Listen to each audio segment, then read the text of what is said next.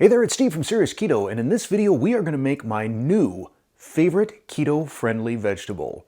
Crispy on the outside, tender on the inside, it's breaded, roasted cauliflower steaks.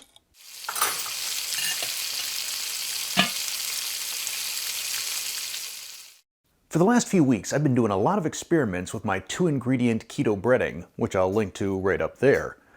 I've had varying degrees of success. Some things have been pretty abysmal.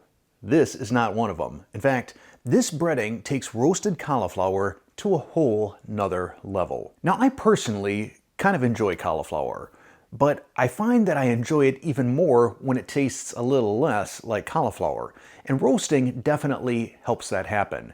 Then you put this breading on it, and it really makes it happen. I mean, when I tasted this the first time, to me, it was more like a tater tot in terms of the crispy on the outside, tender on the inside, just overall the taste and texture. And while we are going to be making cauliflower steaks, so thick cut big chunks of cauliflower, you could also do little tiny nuggets, little bite-sized ones if you want as well. In fact, we may even do some of that. Also, this recipe is amazingly scalable. If you want to do 2 steaks or 4 steaks or 6 steaks, not a problem, whatever you can fit on your baking sheet. So with that, let's start making them. Start by preheating your oven to 500 degrees Fahrenheit. That would be 260 Celsius. Next, we have a rather small head of cauliflower. This is the best I could do. You might be able to get 3 steaks out of a larger head. This, I think we're going to get about 2. And I usually start by flipping it upside down. That way I can find the center nice and easily. And we'll cut our 2 steaks, both about an inch thick. That's right around 2.5 centimeters. Got the other side here. And then these additional chunks we can either use to make little cauliflower nuggets or save for another purpose. Next, we have a baking sheet, which I'm going to line with parchment. A little tip one of my viewers shared with me is if you take parchment paper and crumple it up and then uncrumple it, it lays down much better on your pan.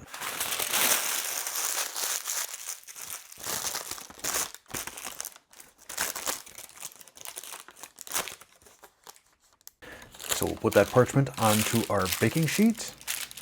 Then we will add our 2 steaks. And I think I'm probably going to do maybe, 6 nuggets. I think I can probably get here. We'll just distribute those. And then brush with 1 to 2 tablespoons of olive oil. Make sure you get both the sides and the tops and the little nuggets here. Then I'm going to flip these over and repeat with the other side. I'm using just regular olive oil here, but if you have some infused olive oil, like maybe if you've got a whipping siphon or something and you want to make some garlic infused olive oil or any sort of herbs, incidentally, I think I did a video on that. If I did, you'll see it linked right up here. So feel free to use an infused olive oil if you want to start tweaking this recipe and make it your own. Next, if you want to customize these, you can add something like fresh ground pepper. I don't really see the need based on the spicy pork panko I'm going to be using. You can also use salt, but then again, I think that the pork panko and cheddar bring enough salt to this mixture, probably not necessary. This will go off to the oven now for 15 minutes.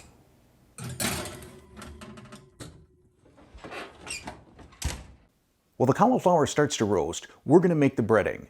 And the breading that I'm going to do is essentially the breading that I did in that other video, the chicken one, with 2 exceptions. One, I'm using a sharp white cheddar rather than a sharp orange or yellow cheddar. And for my pork rinds, I actually ground up some spicy pork rinds. Now you can do whatever you want, but I just want that extra little bit of oomph on this.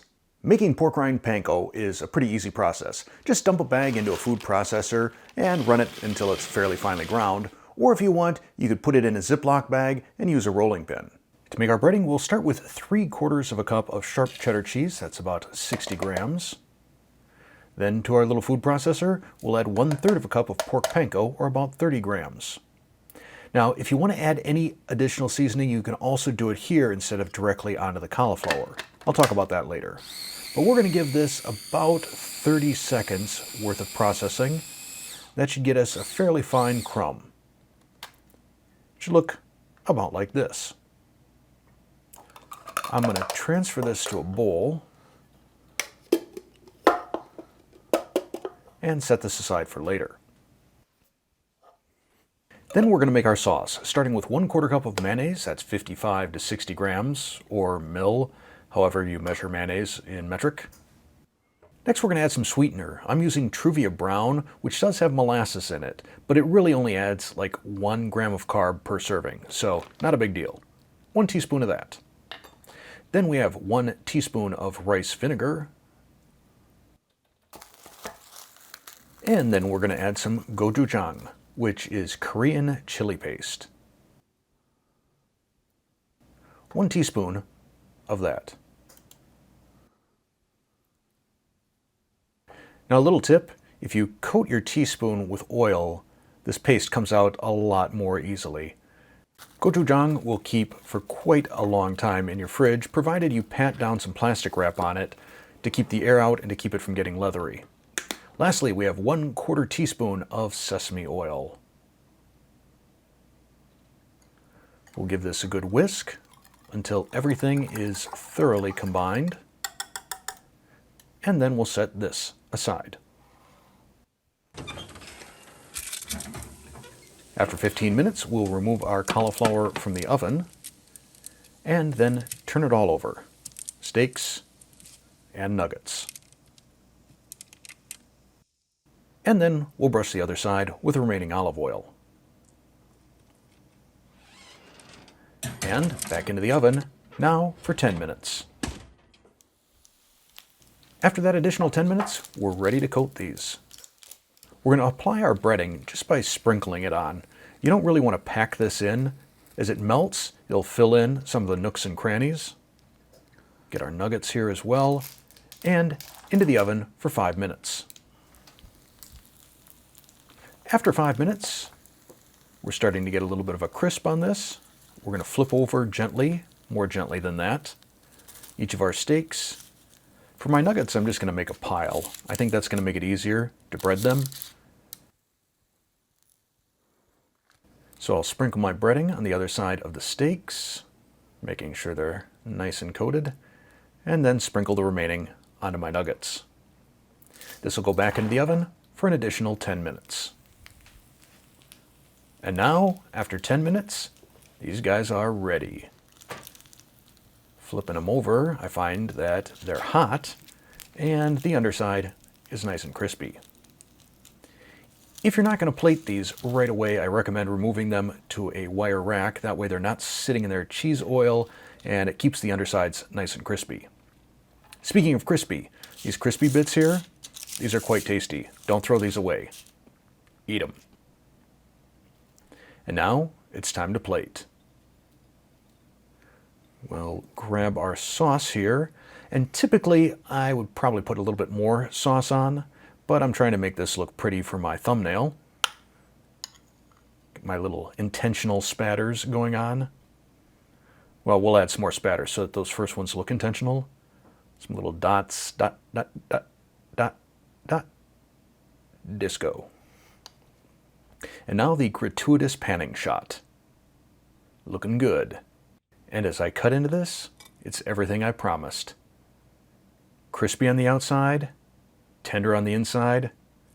Time to give it a taste. Here we go.